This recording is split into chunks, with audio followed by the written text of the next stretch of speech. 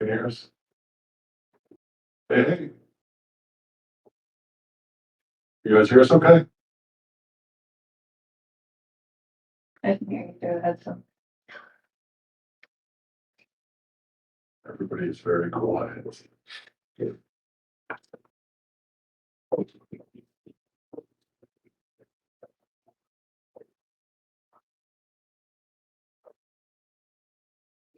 All right, so generally we wait a few minutes for people to come in. Anybody here for the first time this month?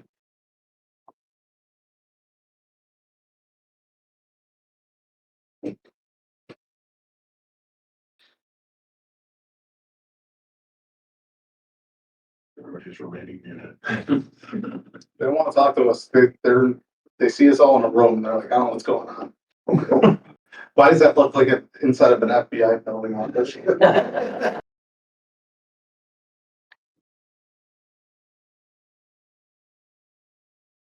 It's the most corporate, not corporate thing I've seen in a while. I feel like I'm back at work. Yeah, I hadn't been to one of these conference rooms before, so it's nice. Yes, yeah. It's the little guy too. Is the one ball bigger? There's a couple of them actually, yeah. I think this one, there's one up the hall that's smaller. This is their like decent sized one, and then there's the one downstairs where it's like a trading leg with its own little kitchenette type of deal. Yeah. Which is where I It's This is just right one.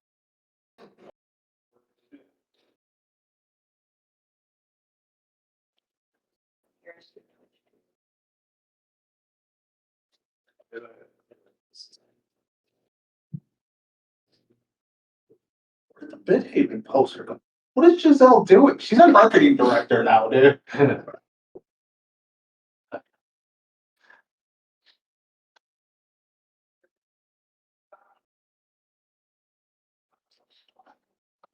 How's it going, y'all? Did you guys see our new patches? going good. How you doing, Scott? Pretty good. Sorry I can't join you. I caught a cold over the weekend and thought it would be nice if I didn't share it. Oh, I appreciate that. Scott has a cold. He doesn't want to share it with us, which is commendable. My kids have no such qualms. I think I have a cold. I'm the moment cough directly in your eyes. Yeah, I think next time what we're gonna have to do is all connect. And just put one headset in, so we talk and we can still hear everybody. Now that I see how this is, I will do that. Well, to be fair, we've seen how this was about 20 minutes ago, so the fact that we pulled all this together is a miracle. Could I do that? Yeah. There you go. Improvise, adapt. Yeah. Yeah, I didn't bring mine either. It's all good.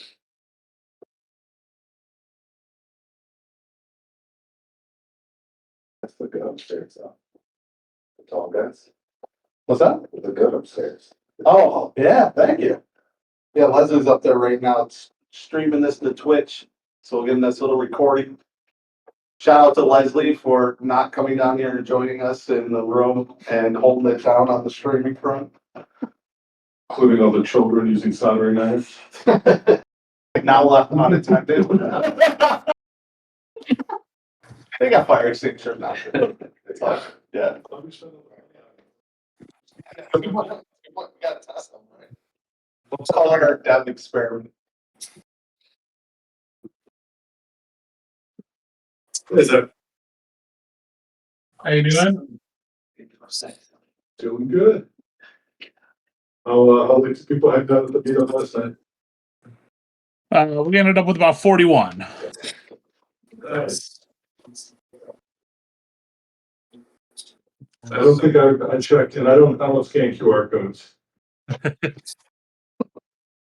You know, they have their moments. They have their place.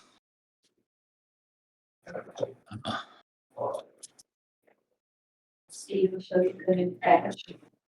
So now we evolve from just QR code to NFC scan. I saw it, that's so.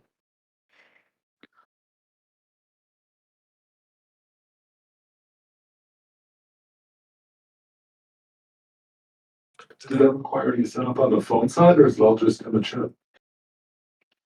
It's in the chat. Yes. So each patch has one tiny chip in it. Mhm.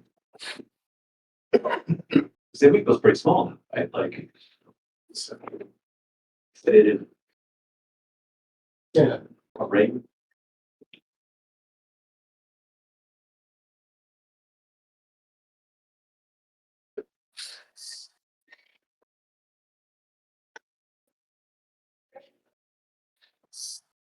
You end up sticking around for the comedy show last night, Zach? I stuck around for a couple sets, but it was definitely not it was definitely an open mic night.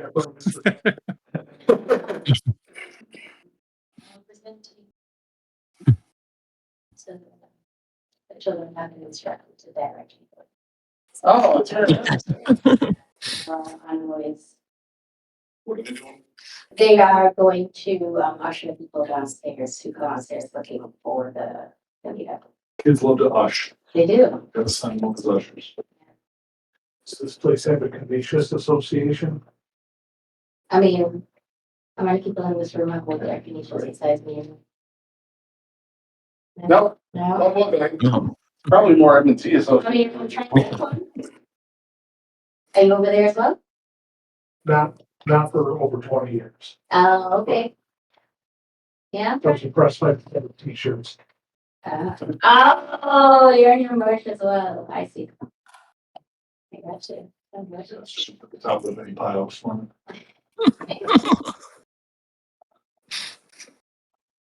Mine doesn't fit. Yeah, you know, they had a fire sale at the bookstore, so I ended up with this one. Oh, Cause now it's, Barnes and Noble owns the bookstore now. wow. Well, Barnes and Noble has books. Oh, that's terrible. I'm gonna go It's like a upstairs. and 2-second direct the delay. All right. people. Let's direct the cake on.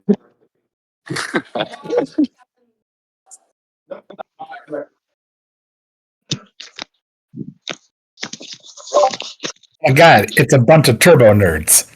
Look at that. What's up, Boris? Up to all kinds of no good. Oh, I see.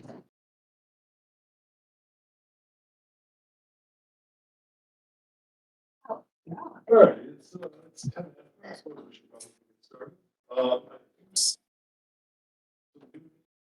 This month, so greetings, welcome. My name is Ben. 6, 7 years now, I think. We have it on the third Wednesday of the month, every month, and we'll talk about next month a little bit when we get to that part of the slideshow. Gentlemen, your slides. Sorry.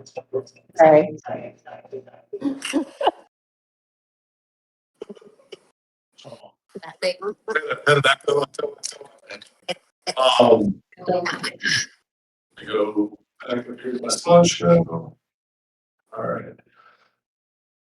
So as always, we will start with security news and our classic dumpster fire of the month. There were a lot of fantastic candidates this year, I gotta say. But I think our winner is our friends at Discord. Great job, guys. Discord had a third-party breach that compromised somewhere between 70,000, which is how many Discord says, and 1.5 billion, which is how many the people ransoming them say, pieces of government ID. So an ID verification scheme where everybody has to upload their driver's license and their passport. As it turns out, not a great idea.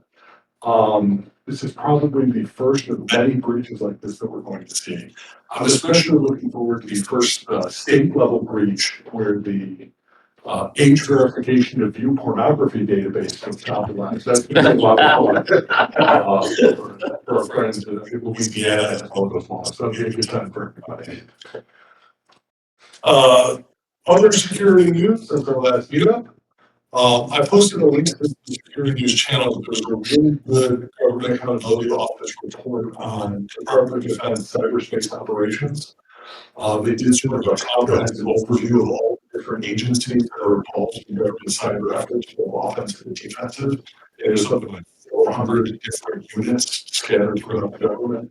It was a really interesting read. I mean, at least for me, because I work with all those guys in my day job, but it was pretty impressive report overall, covering all the different branches of the military and NSA and everybody else. So if you're at all interested in that nation state kind of stuff, I would check it out, since most of the nation state threat intel you see is more based around the bad guys. Great write-up from Mandiant / Google on Brickstorm. It's a new backdoor that's being exploited in the wild. Another nation state thing, I think they've attributed to the PLA, to the Chinese. But it's a pretty interesting piece of code. It's usually going in after an edge device is compromised. They've been targeting that stuff pretty heavily the last couple of years. It looks like Brickstorm is one of the persistence methods that's being used. So it's showing up in all sorts of interesting places. It's based on Go, so it's got very wide compatibility, runs on a lot of different platforms. If you check out the Mandiant write-up, there's some very good YARA rules and IDS rules based around finding a lot of free tools. So if you don't have anything in your environment that can do YARA analysis, they have stuff up on their GitHub that can do that file scanning for you. It's very helpful. I've got a bunch of stuff in here about 0 days and ransomware attacks, but honestly, there's too many to get into detail. ASA 0 days being exploited in the wild. If you're still using an ASA, gotta help you, but check that out. Tile was catching a lot of heat because the tags that they use lack some anti-stalking protections, including some encryption stuff that the air tags and the Android equivalent, whatever it is, implement. So if you're using Tile in your environment, I want to check that out. Red Hat's GitHub was breached. Now you'd think that Red Hat, all their stuff should be free, but apparently this is like their consulting practice and they've lost a whole bunch of customer data. So if you are doing any kind of business with Red Hat, you might want to check and see if you're affected. A few government stories this month. One of them is the government pressured Apple to remove the IceBlock app from the Apple App Store. IceBlock was a reporting app which they used to report ICE activities or law enforcement activities in their area. The current administration apparently did not like that, so they pressured Apple, most likely by threatening them with tariffs, because that's the hammer they've got. And they removed the IceBlock app. I think it's perfectly good and normal for the government to decide what people can install on their own phones. Oracle Business Suite had a big 0 day. It was being exploited by Clop. Clop is having a hell of a run the last few years. Like every large ransomware attack ends up getting attributed to them sooner or later. Harvard was the first verified victim. But this is a big open vulnerability. So if you're using Oracle products in general or eBusiness Suite in particular, you might want to make sure all your patches are up to date. Pig snapping was a new vulnerability that was written up, discovered, posted in Android. It takes advantage of the image rendering pipeline in the operating system. So when an application is launched, it can basically capture whatever is on the screen before it takes over the screen. So if you launch this application from your Android and you've got something like your multi-factor authentication client or something on the screen, it can actually get a screenshot of it and exfiltrate it. I think Google has either patched or announced patches, but you all know how Android is. That means that roughly 1/3 of the handsets out there will get a patch eventually.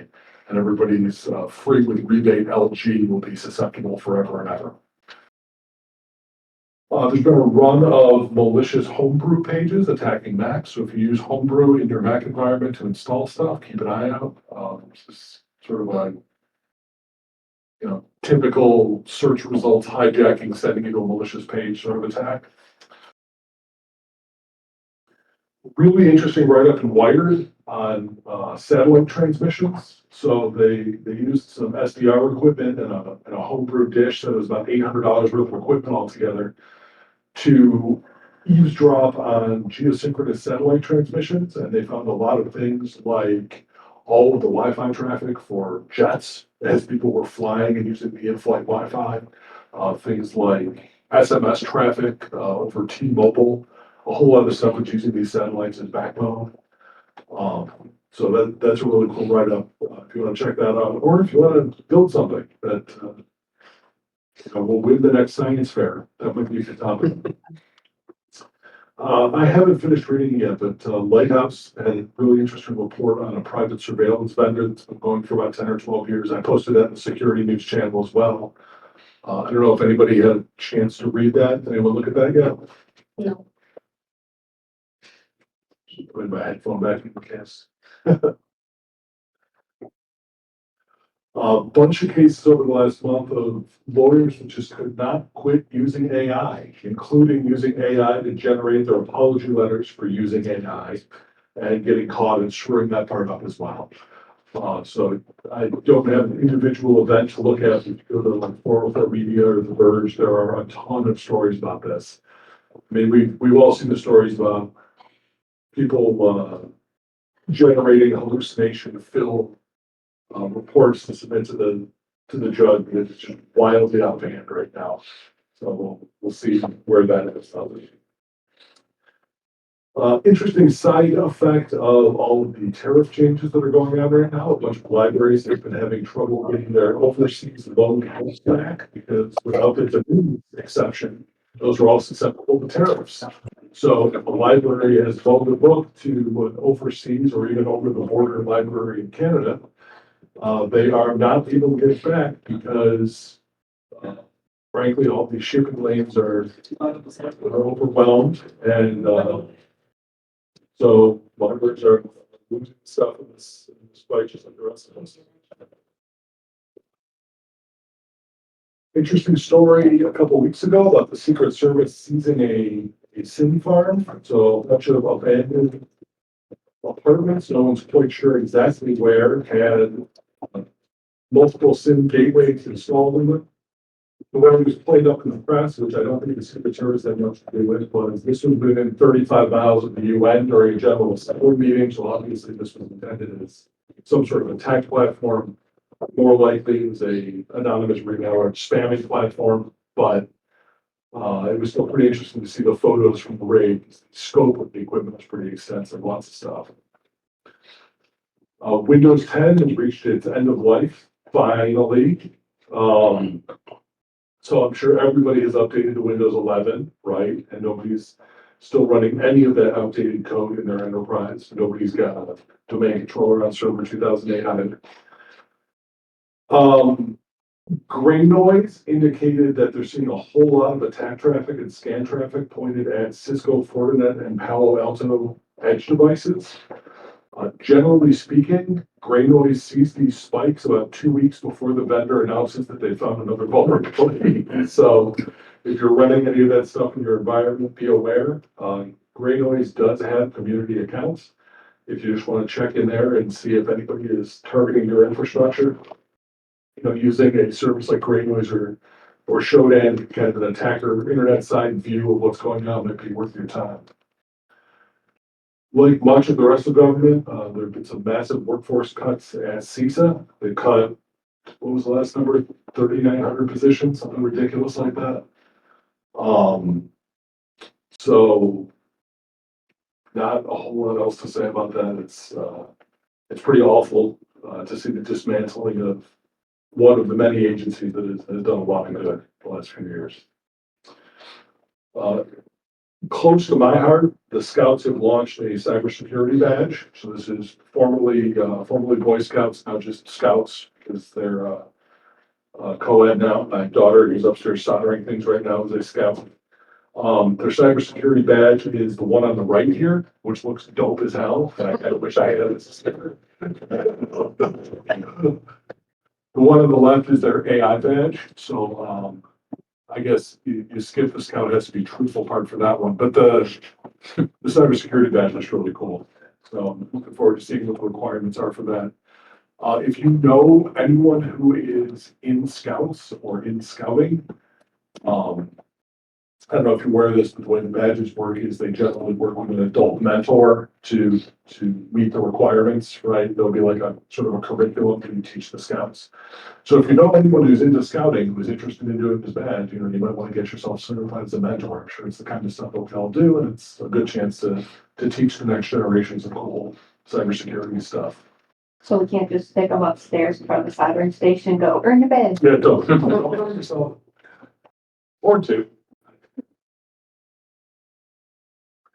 Asahi, the Japanese brewery, was hit by a ransomware attack. Again, I generally don't bother putting the ransomware attacks in here just because there's so many of them. But when a brewery has to shut down, the most popular beer in the country is no longer available. Damn it, that's news. Sonic Wall, who has historically not been too bad, but Sonic Wall had a attacker exfiltrate all the data from their cloud backup platform. And they initially said something like 3% of our users were affected. And then they did a little more digging, checked under the sofa for change and found out that no, actually it was all of them. It was every single person who had backed up their Sonic Wall configuration to the cloud platform and has had their configuration compromised.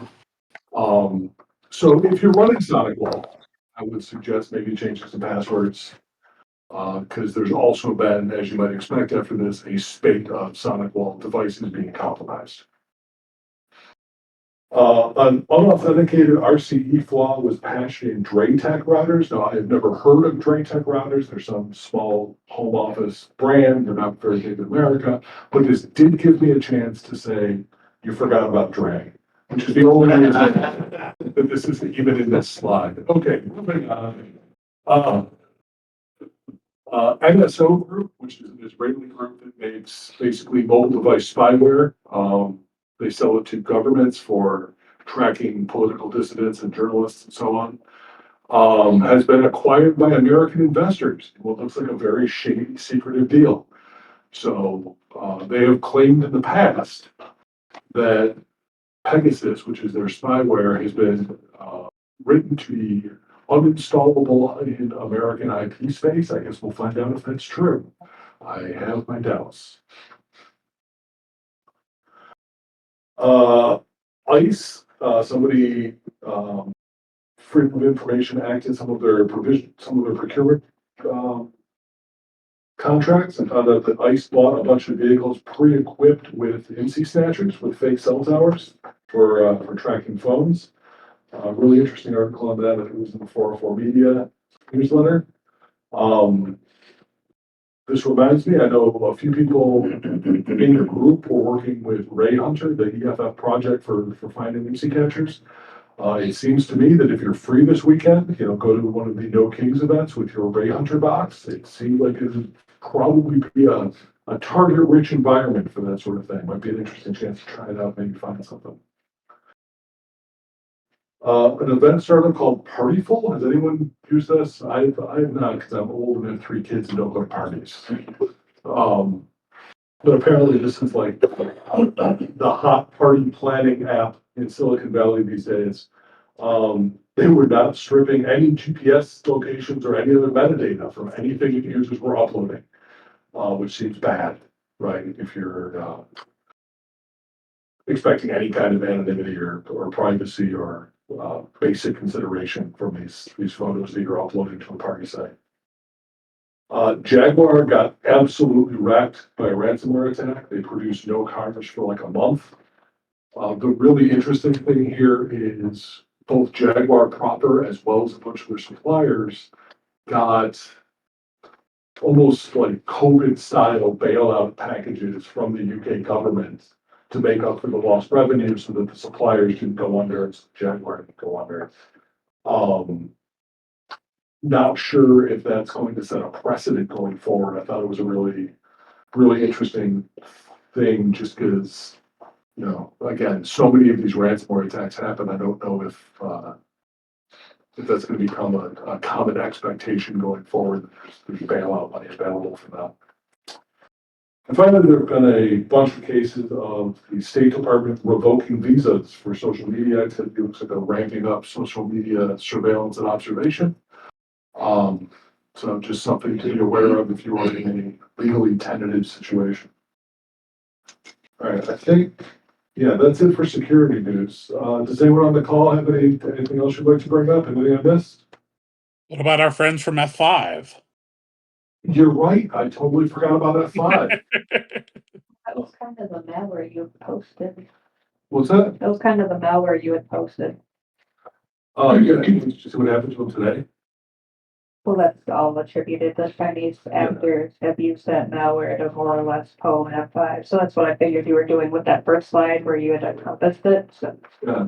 No, I didn't realize that it was the same malware, but yeah, F5 got blown up today.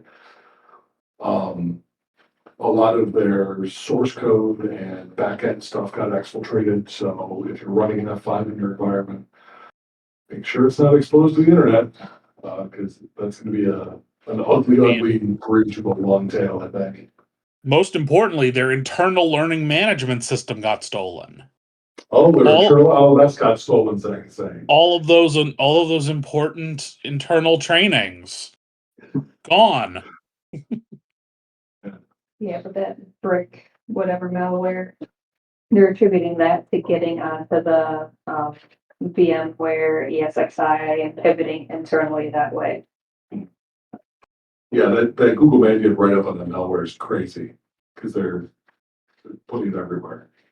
I mean, an F5 is basically just a CentOS box with a couple of custom services on it. Right? So,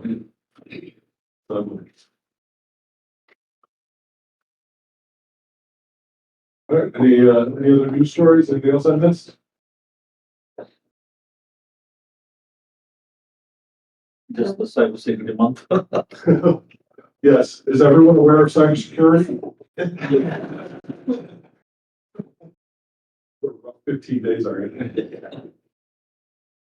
Just because you mentioned the brewery, I hear there's like an uptick in Japanese companies getting hit with attacks because AI has made it easier to make phishing emails targeting any sort of kanji-based email services. Mm-hmm. Is this a monthly meeting? Yes. I was trying to figure out if the Salesforce breach was within the last month. I think Oh, okay. Oh, Salesforce Drift or whatever it's called. Let's see,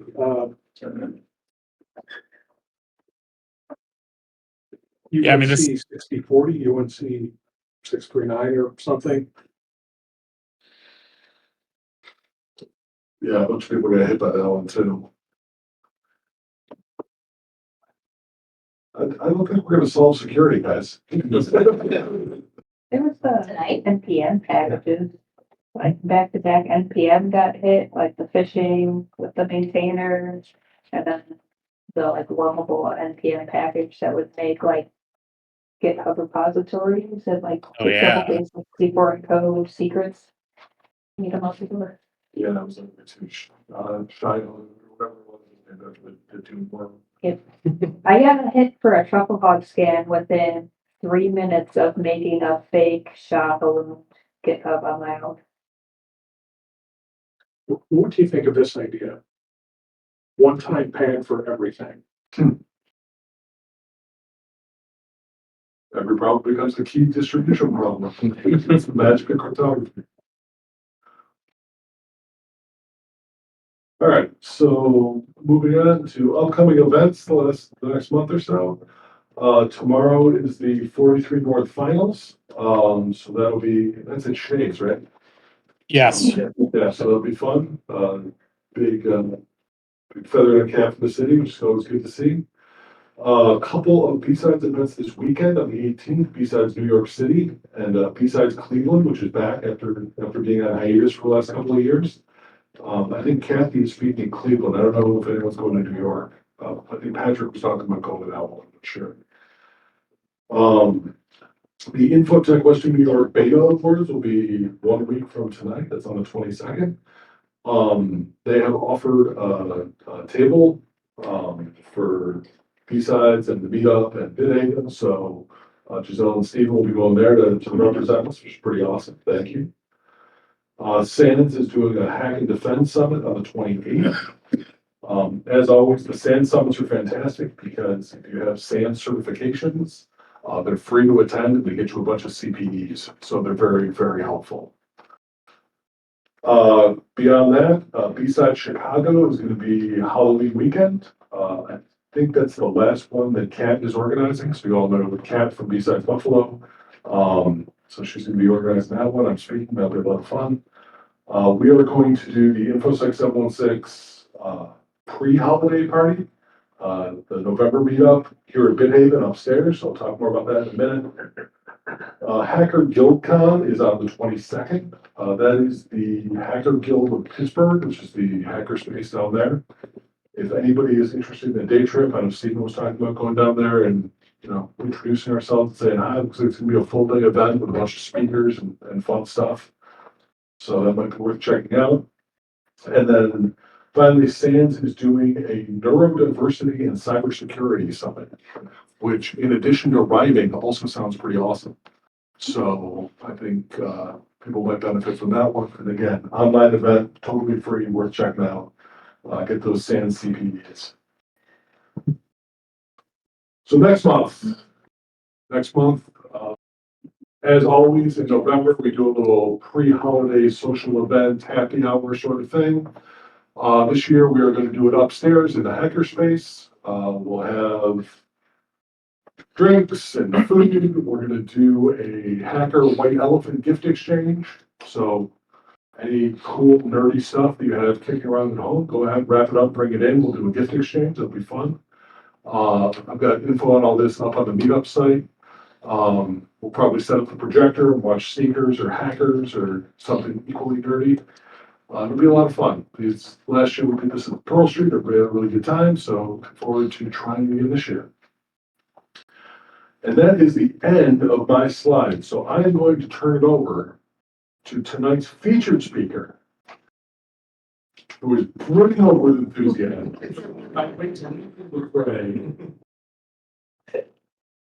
Nick is going to talk to us about Ludus. So I will go ahead and mute myself and take it away. Yeah, let me just share out presentation.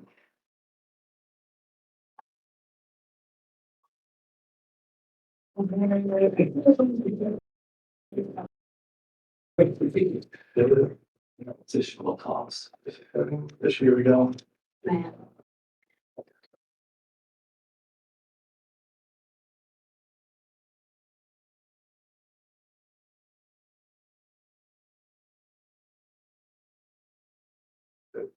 Is it showing? It's streaming. Yep. Oh, it's streaming. Okay. Well,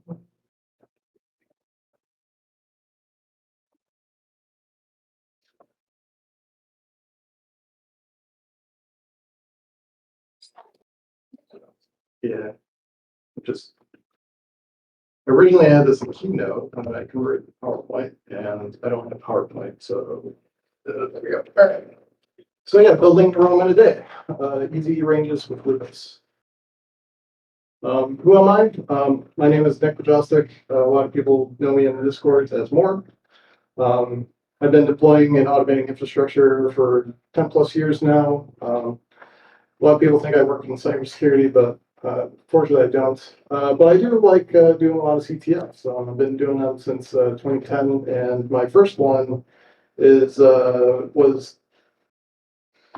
CTF for the Digital Forensics Department of the DoD, DC-3 back in the day. It was ran by the Obama administration. It was pretty interesting, so I keep a very vivid memory of that one. But other than that, I got a couple other certs, like OSCP and the CARTP. It's like a Azure pen testing kind of cert, similar to like the OSCP. You got to write a report and all that. But anyways, other than that, outside of cybersecurity and the computers, I do like to go fly fishing. So you might see me out there on the stream. On that street. Where is we fly fishing around here? So you can go to. You can also go to Cattaraugus. A lot of people go down there, and like Awanda on that side. They were trying to put a trout bypass in the Springville Dam, but that hasn't happened yet. So a lot of it is like before that. You can go after that, like in Sardina. They stock fish there and stuff. But I personally go to like Genesee, so like closer to like the PA border, like Louisville and all that. There's even a trout derby down there. So if you're competitive like that, there's also a little challenge. Do you do it in the winter? Like, you know how sometimes in the 190 it's completely frozen? Mm-hmm. You know what I mean? Like, and they go in the water. Yeah, no, I've tried that once.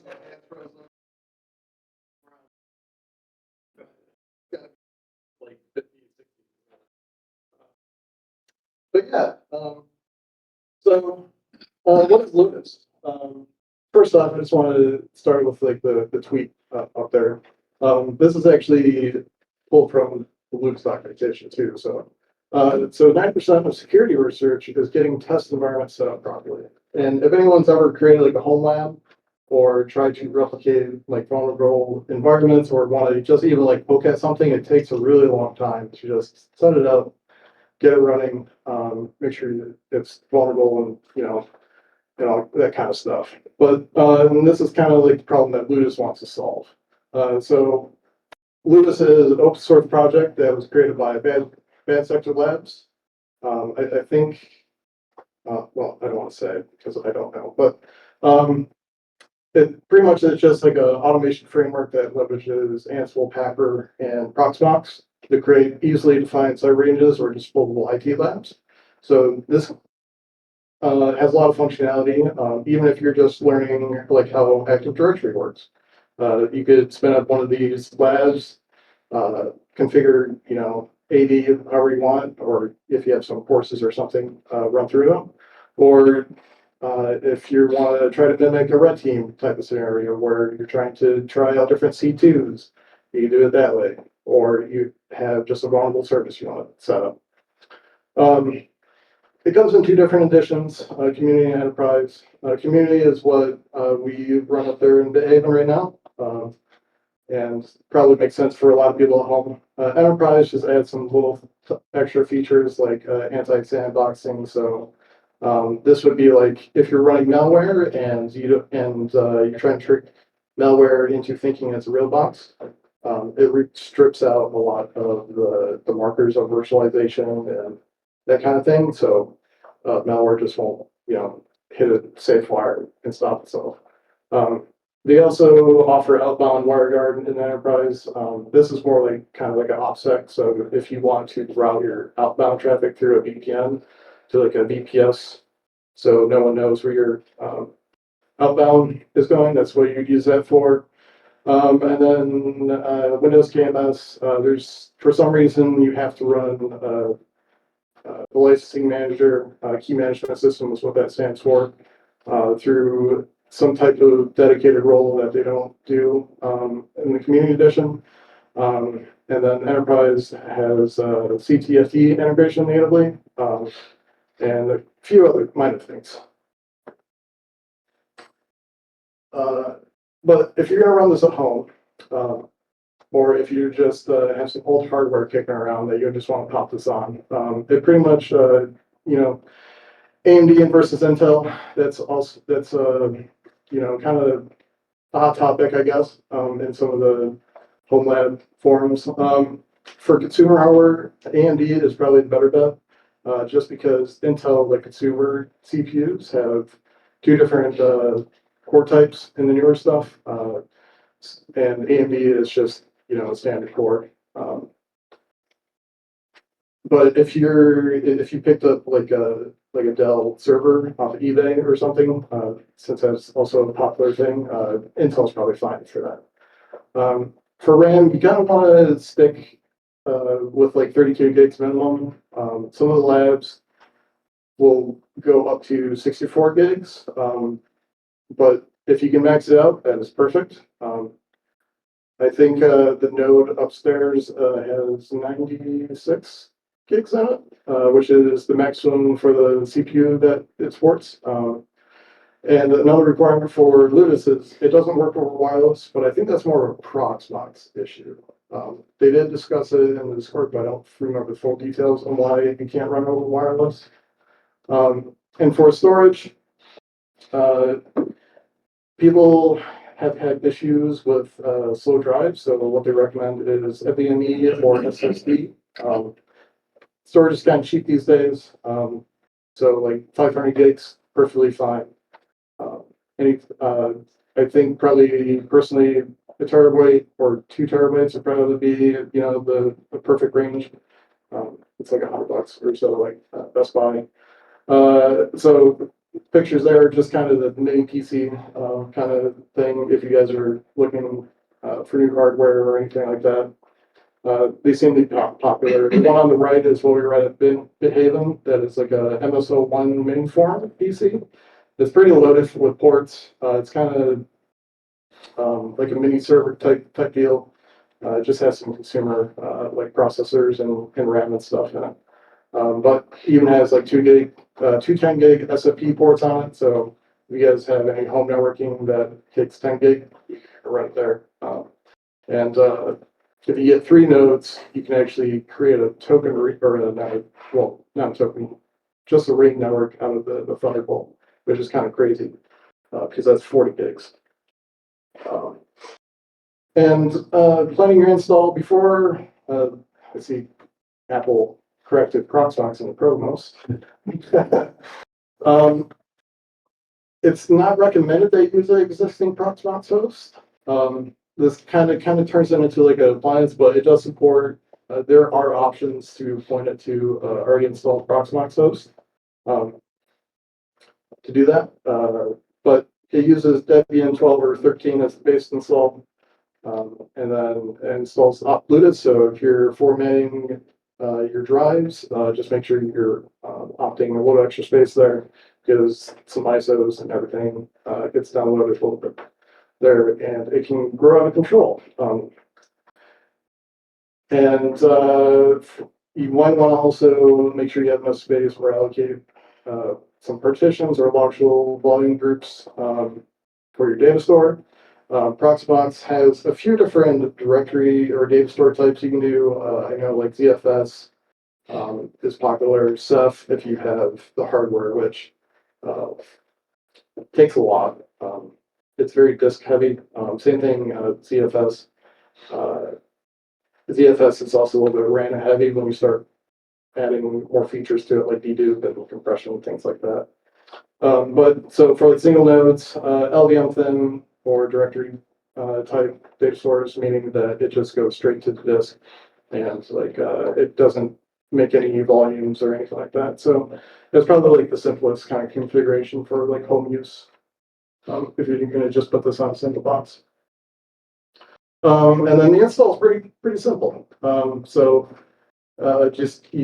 Just install some prereqs, and then install curl down the script. Probably don't do a pipe bash. I did copy this straight from the documentation, but check your scripts before, which would be the third option there. Absolutely not. YOLO set. Yeah, check it once, you just kind of yell afterwards. I didn't capture the prompt for the install, but it kind of just, it does a pretty good job of just, selecting your default. So it prompts you like what interface you want to use, all this kind of stuff. So just, hit enter a few times, it'll work. And then I just want to cover some Ludus terms. So pretty much at this point, we have your Ludus host installed, configured. Now you got to create a user. Now, what is a user? Users are what the ranges are actually tied to. There are a limit to how many users you can have to a single host, and this is down to how the networking works. So there is a range of IPs or subnets that are reserved, and I'll cover that a little bit later, but you can only have like 153 users at home. Probably not a big deal, but this is more for like the behaving crew. We might hit scale issues. It does provision a local user on the host. So if you're doing like in free IPA or any AD integrated stuff, it's probably not the ideal thing to have this joined to. User, it will also Proxmox, or Ludus will also create a Proxmox local user in your API key. And then those are just your commands. Yep. And then you get your user creds, get your Proxmox. Proxmox is a Proxmox local user in Proxmox. And then roles. So these are pretty simple to install roles or collections. And this is what actually drives the automation for when you're setting up the range, and a little bit to how you build out your VMs, which will be the next thing covered. Yeah, we use the customized machines and templates. A lot of great options out of the box and community created. I have a list of them later on. But I will say that after messing around with this project, the Discord is very active, and there are a lot of people developing cool things with this. So it's great to see. And then you also have import controls. And then just command there. The collection's pretty simple. They do recommend that you do put any shareable stuff on Ansible Galaxy. And if you guys are unfamiliar with Ansible Galaxy, it is like NPM, package repo, or it's pretty much just a repo for, collections and roles.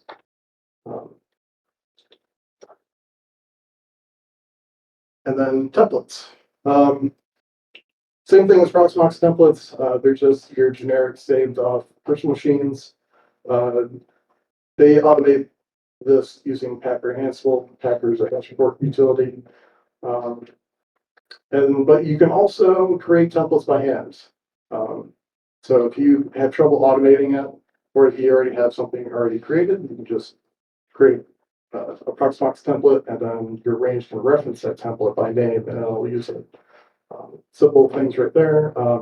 One thing I will note, by default, there's only 4 templates or so, but if you actually go into the GitLab repo of Linux itself, there's actually like 20 templates that you can import. I don't know why they only include the 4 out of the box, but they include a lot more that you can add. And then the ranges. Oh, yeah. Sorry, can you go back to templates? Yeah. So templates are templates in the Proxmox sense. They're like VM images that you spin up. Correct. Okay. Yeah. So there might be different operating systems or different. Yep. Okay. Yep. So Windows, Linux. I think they also have some loose directions on how to do Mac OS.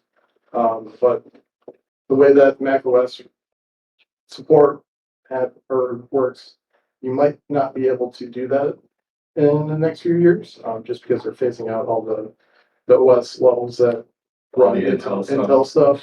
Yeah. But yeah, if you can run on Proxmox, you could probably use it here. Okay. Just making sure I was understanding the terminology. Thanks. Yep. And then ranges. This is just, the YAML based config language that they created for this. It's specific to the user. So say if I create a range, I it's limited to myself. Same thing with if Taylor or Matt created a range, it'd be to them. But you can actually share it out so multiple people can have access to your range. And then these are also isolated environments, so I can't talk to Taylor's without having access to it and so forth. You also can't just directly network to them. You have to go through a WireGuard connection, which is like a VPN. And it's really simple getting you, once you type up your configs, it's just, you set the config and then you just deploy it. The ranges, depending on how complex, they can go from get set up in 5 minutes to an hour and a half, or longer. And then if you just need to destroy it, it's just, range RM.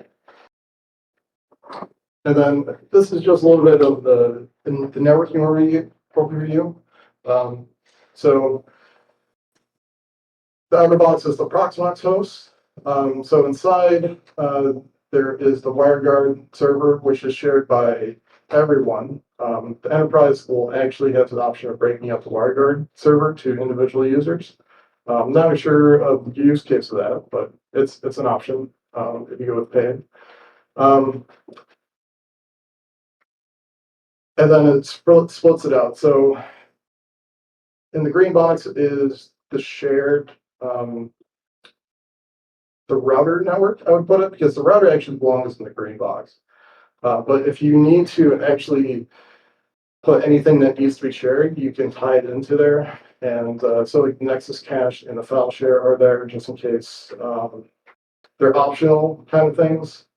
In case you need to like mirror packages, if you have download issues or slow downloads, or if you need to share something out, you can build out a file share and share it out that way. The blue and the red boxes would be similar to how a user network or user range would look like.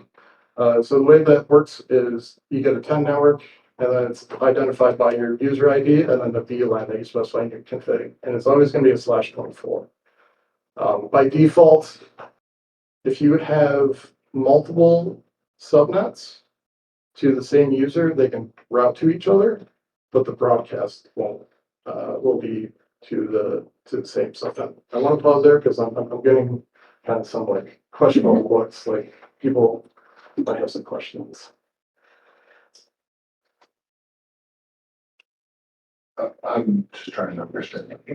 Knowledge. Okay.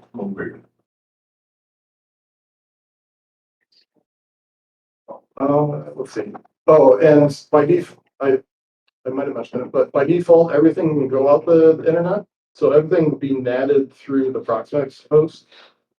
But you can set up an arrange to have it not talk out to the internet in case you're dealing with malware or anything you just don't want to escape the host. So let's just dumb it down. This is an example of one VM. The user ID in this would be 2, so it'd be 10.2, and then the config, I'll show you here in a second, I specified the 10 VLAN. So it's /24. And this, I'm going to actually have a demo on at the end, but this one spins up a Vault Hub Linux box, or it's just a Linux box that pulls in Vault Hub. If you guys aren't familiar with Vault Hub, it's a collection of like vulnerable Docker containers that some Chinese people have started collecting. So if you just want a vulnerable service to practice something or look into, you just specify like the CV and it just pulls it in. This one, it's going to be the Erlang SSH vulnerability that was probably back in March, April, something like that. But I'll show that. And this is what the config looks like. So you specify your VM name, what the host name will be. So like what the OS sees. And then you specify your template, your VLAN, the IP that you want. So this, I don't have it marked, but in this one, it would be 10.2.10.1. So, and then, your RAM, how much you want to give it, CPU's Linux. If it's true, yes. there's also an option for Windows, which I'll show you in a second. And then these testing variables are for if you want to use snapshots or block internet. And then your roles. This is going back to the roles that the Ansible roles that you install. This will actually configure the box to how it's supposed to be.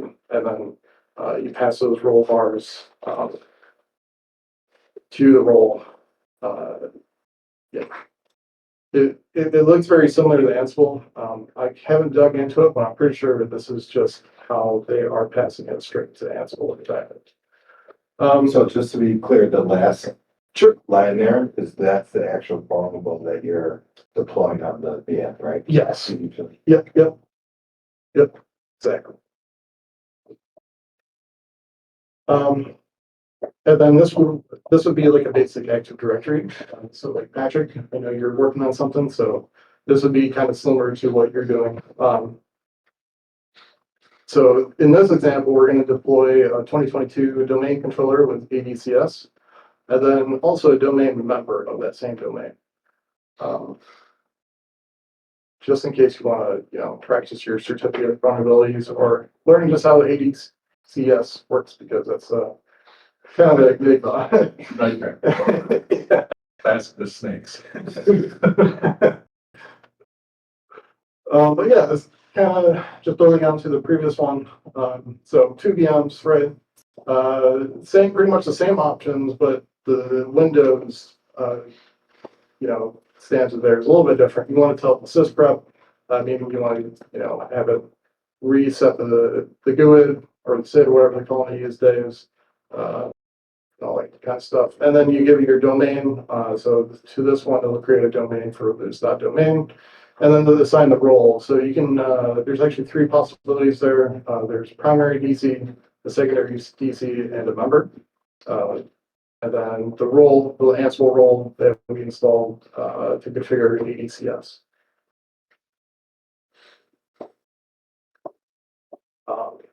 And then this would be tacking on a little bit if you want to do like AD with some network restrictions. So just keep in mind of what we have here because I couldn't. Skip ahead because I couldn't fit it onto the one slide. So we're going to create two VLANs. And remember, normally they would be able to talk to each other, but I'm going to put some network restrictions in just to simulate some boundaries.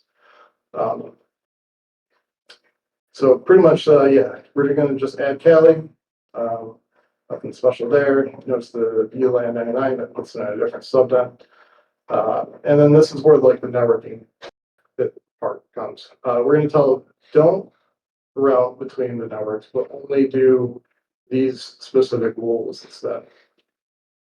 So we're going to do, 443.80 and 80.80 from the Windows to the Kali box, tell us ups, and then Kali can talk to the Windows boxes all at once.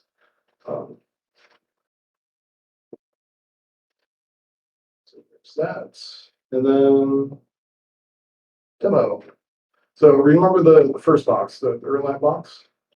So we're going to just see if this runs. Yep, it's running. So in the top window, I got Netcat going. Left side is the Proxmox host, and then the bottom is just showing you that I previously did deploy this just to make sure it worked. I think this was probably the third attempt of recording this. And then the range deploy, seeing that it's deploying. And that testing, I don't think I covered it, but if you set that to true, it kind of just shuts off the internet to the host.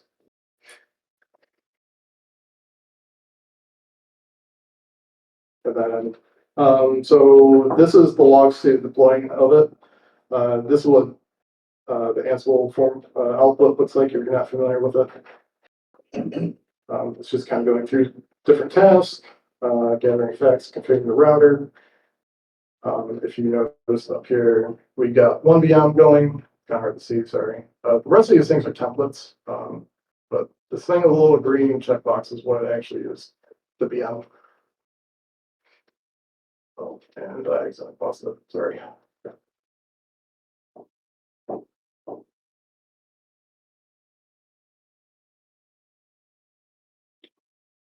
The router does control DNS too, so that's also another thing.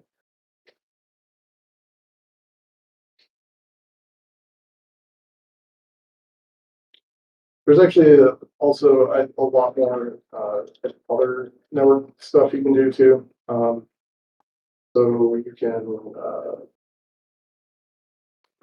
prevent it from talking to certain subnets. So if you guys have different subnets at home, you can tell it don't talk to this thing or other servers. Yeah, it looks like it's going on to the VM. So it's just waiting for it to come up.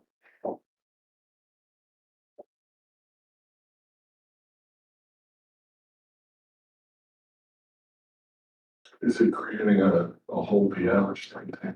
No, it's a whole VM and then it'll push down Docker and then it'll pull up the container itself. Can it do the Proxmox LXC stuff? VMs? No, and they talked about it. They actually were trying to get Ludus to actually run an LXC too. But it kind of sounds like there's some networking challenges there. Because on the back end, it uses bridges to do the networking. I'm not entirely sure why, but there was like a problem with Ansible SSHing into the LXC containers.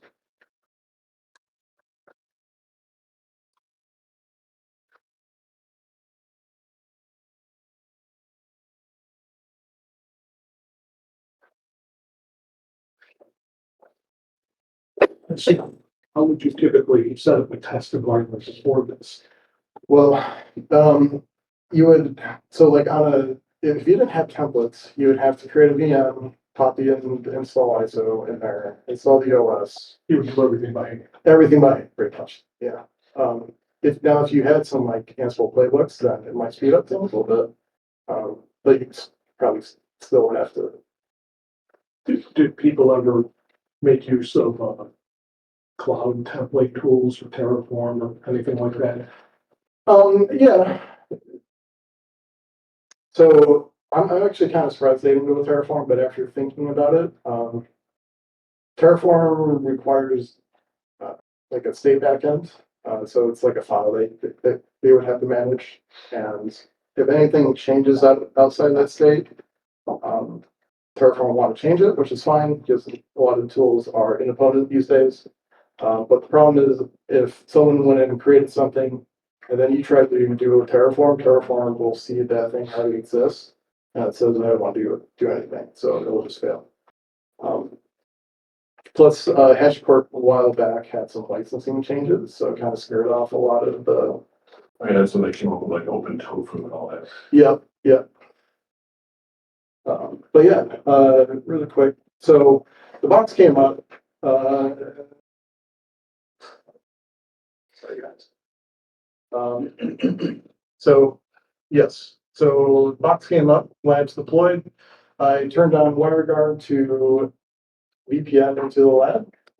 And then I did a quick nmap to check it out. I think someone came up and talked to me, so it's why they're quick pause there. And then I am actually testing the vulnerable service. So there we go. Got the sent exploit, got the shell back at the top there, and there we go. We're good inside the container.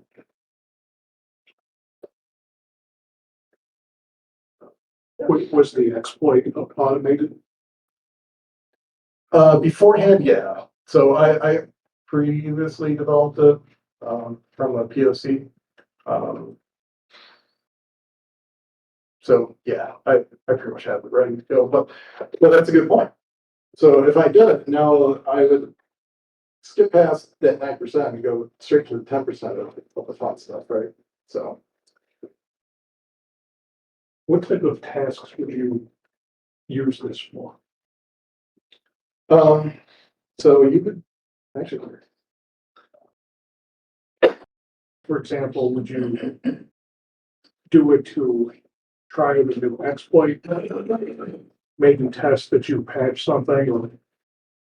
Yeah, you could definitely do that. Yeah, you could first do a scenario of like set the vulnerable service as an exploitable, exploit it, patch it, see if your patch work, like that. You can, a lot of people are using it for like purple team stuff.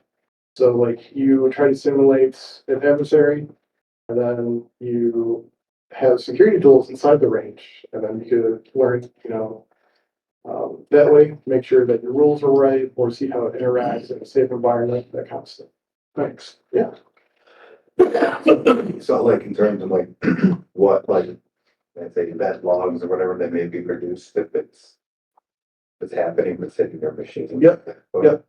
Exactly. Yeah.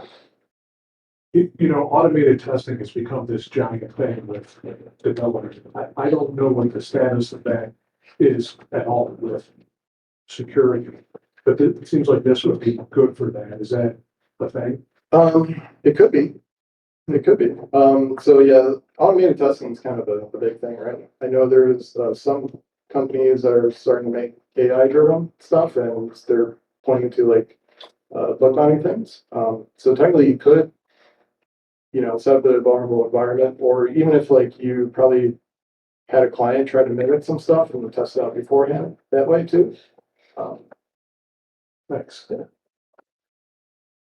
So I'm trying to follow all this. I don't know if you're all familiar with all this, but like, I've been working with Proxmox active domain project that I have not even gotten to the active domain step yet, because I've been setting up all the virtual machines. So like, when you talk about manually setting up the virtual machine, yeah, it's like basically choosing the hardware, provisioning that, and then getting the ISOs and waiting for operating systems to install. And did you just do all that in like 5 minutes right there or less? So what ISOs are you using? How are you, are you able to like open a console and be like, I'm in Windows 10 now? Like, is that a possibility the way I can with Proxmox? It could be. Yeah. So where'd the operating system come from? It's in So, yeah, so remember the concept of templates? Yeah. So a little kitchen magic or TV show magic, right? Those templates take a little bit while to build. So like the Debian probably would have added another 5 minutes to this video. But the Windows one would probably take 10, 15 minutes if I don't do security patches. But once you have those templates saved off, you can say, if I didn't have Linux, you could just copy or clone or create a new VM array from those templates, and then we'll just set up a new OS reconfigured.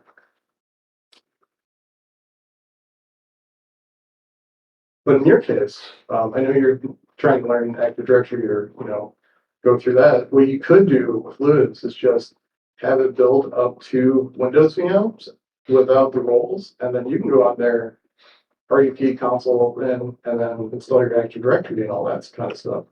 Straight to the fun stuff. Yeah. I've been working on this for days. I haven't even started the fun stuff. Yeah. Doing all the penance up front, that's good. Yeah. Step one is set up a VM with Proxmox using KVM or something, and then it sets up Docker. Is that what it does on the VM? Depending, right? It could. So really Ludus, you just need a box with Proxmox on it, but Ludus will install that for you. Okay, so it could do this with either KVM but it would normally do with just KVM, right?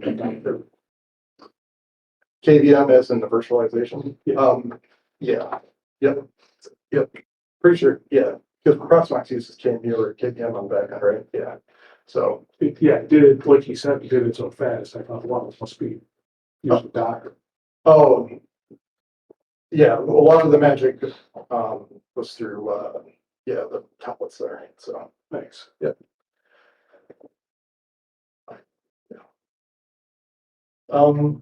And then if you guys just want something a little bit more out of the box, these are some more of the more bigger community projects that they've created for Ludus.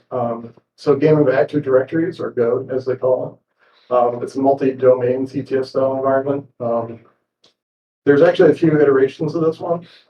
So you can actually install SCCM into Active Directory, in case you guys never played with that or anything like that. There's the actual like multi-domain, fully blown out environment is like a full 3-tier like child domain kind of scenario. It's pretty large. You can also do like an OWA box on there as a tack on. Someone made something for that too. But I really think the next two are kind of cool.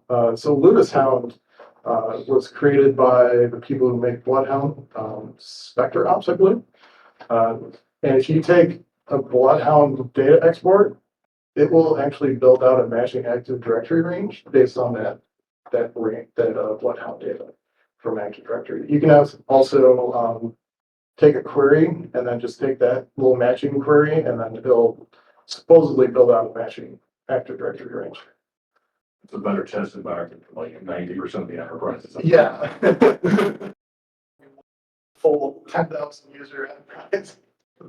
But will it tell if there's a canary on the network? I'm gonna try it now. And then the last one, this one is actually based off of a core set someone was offering. I tried actually looking to see if you could still buy it, but you can't. So if you bought the course, you still have all the course material, like the questions, the exercises, and that. But it kind of seems unavailable right now. But he did open source the range. So it pretty much it's a full size purple team lab with Splunk 80 Kubernetes. He also includes a Malcolm appliance. I've never heard of that project before, but apparently it's a full key capture type network appliance. Yeah, it's out of Sandy Labs, I think, in Idaho. They were going to start that project. Okay, cool. It's fairly similar to security, I guess. It's Gotcha. built So some of the same components. competitor. Not so much that, it's always interesting to see what other people put together on the same parts. Is Kali still the dominant security testing tool? Distro, yeah, I would probably say so. There's a couple variants that have popped up, like Parrot OS, that is used by a couple of the teaching lab or companies these days. Has anyone come out with some super AI testing thing? Not that I know of. Anyone? There's a lot of companies in the works with it. Like I know like Rapid7's like all in on it. Nothing open source that I know of. So that's still a niche to be filled. Yeah, they're working at it. Feels like a new startup idea. Have you all seen some uses of AI in security or some insecure factors with AI? Anyone have any thoughts on this one? So we've done, I work for a company called Security Onion Solutions. If you're familiar with Security Onion, it's an open source platform. We've done a couple of small AI integration pieces that are very helpful. I found it's very good for use cases where it needs to deal with a very defined syntax, right? And it's very good at that, as long as they do sort of strictly regimented. So we ship with the emerging threats open rule set for Suricata. And we had Claude build us plain English descriptions of what each rule does, right? And it's really good at that because Suricata has a clearly defined syntax. You can look at it and say, okay, well, what this rule is looking for is this byte in this part of the payload with this content using this protocol. And it's really good at doing stuff like that. In my experience, for tasks that are less well-defined, it's not as effective or it's more prone to hallucination. But that's, anecdotal. That's just what I've seen. Thanks. Has there been some, I keep expecting, AI is going to find every old hole in the world and open source or something. Has that happened yet or could it? I don't know about finding everything, but I do know there have been at least some more social facing or, popular kind of topics around that. And recently there was a couple of vulnerabilities that showed up that were kind of assisted by AI. I know, there's currently, or there was like an AI, founding company, so they trained the model and then it's kind of let it, submit bug reports and it got kind of ranked pretty high. It was definitely top 5, I think, on like, founding one for a little bit. I don't know where they are now. I think they kind of just tore it down because they got what they wanted. It was more of a reporting thing than a. It did, so from what I understand, it did find vulnerabilities, but it was kind of, it was a little bit more hands-off. So there is a little bit of that automation you're asking about there. Thanks. Yeah, But for the most part, if people don't know what they're doing with them, they just submit AI swap. There's been a lot of bug bounty programs that have come out and just said we're gonna start banning people who submit this stuff. yeah, that's a big problem. Yeah, They just put something together that's junk or something and submit that. Yeah, they'll point AI towards something and AI will hallucinate a vulnerability. And you can tell when like the people on the other end of the report read it, they'll ask follow-up questions and the researcher who's using AI has no idea what they're talking about, so they'll copy and paste and return the result that AI says that it's not an actual thing. Wow, so it's like a bug con or something, or attempted con. Yeah, but at the end of the day, it's just wasting people's time who could be going through other reports of actual researchers, so that's a problem. Thanks. Too much AI. Who was in Mackenzie or who was it? One of the 4 big firm. I think it was Mackenzie or BCG. I don't remember which one. They got in trouble in England, I think last week, because they use AI to create a report that needed to be sent from the government for some taxes. To avoid it. You know, it's Still in Australia. it was and it was bad. We're talking about a lot. It was bad. Like I was saying in the news section, I mean, there's story after story of lawyers using these water briefs and getting citations for cases that don't exist or are applicable. You know, it's.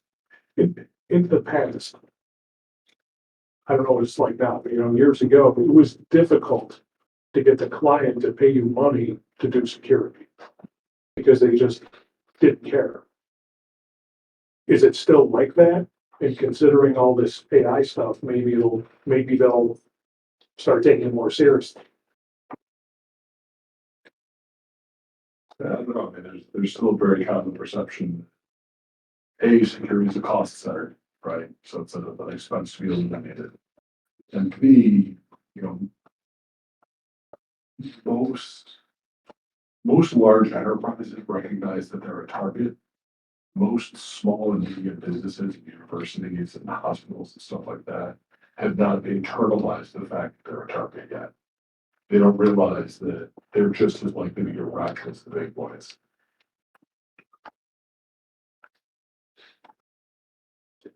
So it's a customer rich environment, a couple of years ago, it seemed like there was a lot of good work for security. I don't know what it's like now, but they should be paying attention. But it costs money.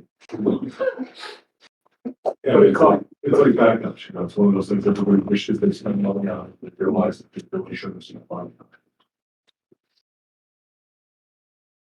So I have a question for you. sure. So I could go upstairs on the Bed Haven playground and spin up some Ludus, containers, bring down some templates and set up environment. Yep. So I actually, was meant to send you guys out some API keys so you guys could just go straight up there. I will do that after this, so. Will you make the slides available? Yeah. Or it's like some of the lists of like stuff like this and more slide. I mean, the lists you've had that are like actually different screens. Yeah, so that was actually a question. I didn't know how, we wanted, do this. I also had some other things I could probably share out too. But, back to our AI thing, for the project. Someone actually made an NCP server. So if you guys are into that, you can actually use like a little AI agent to create ranges for you. So there's that. And I know some people have, created with Ansible roles and collections using AI. It does a fairly decent job with it. But that leads into this, extending Ludus. Unfortunately, if you guys don't feel like doing stuff by hand, you'll probably have to learn Packer or Ansible if you want to bring in some other things that isn't come out of the box. And kind of going back to the original problem. So sorry. Ansible is actually pretty easy to learn. So good stuff. Any other questions? I don't know if there's any questions on the Discord. I don't see any in the chat. Does anyone have any questions for Nick? Anyone in the chat? None from me. Not Thank here. you. Super cool. We have one super cool. Is there anything else? Is I've there? got a question. Are there hackathons in Buffalo, meaning coding or security testing or anything like that? I'm passing through from Ohio. Yeah, stuff comes up occasionally. It's usually more vendor driven. I can remember a couple years ago, Black came through and they did a big, sort of CTF hackathon thing for the day. I like my thing is there, the engineering school is having a hackathon, but I don't think security related. I think it's really just getting the computer, typing like crazy or trying to break into something. So, but I don't think it's like security related per se. I just think it's there. Thank you, yes. You pass stuff together. Exactly, yes, yeah. It's all typing and. Well, thanks a lot, everyone. Great to have you. Bye. Take care. Anybody else on the call or anything? This was great. Oh, that's cool. Well, thank you for the presentation. Got this. Thank you for the presentation.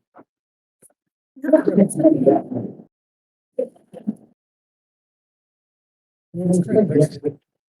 So just to remind everyone, so next month we're going to do a little pre-holiday party at Bit. Hope to see everyone there. And in the meantime, I'll see you on the Discord. Thanks. Bye. Have a great day, everybody. Bye.